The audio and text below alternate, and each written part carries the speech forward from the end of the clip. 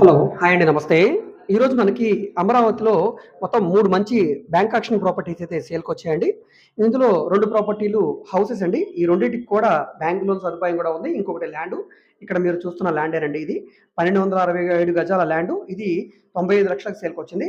ఇది హౌస్ అండి. ఈ హౌస్ 460 గజాల హౌసు. ఇది 65 లక్షలకు సేల్‌కొచ్చింది.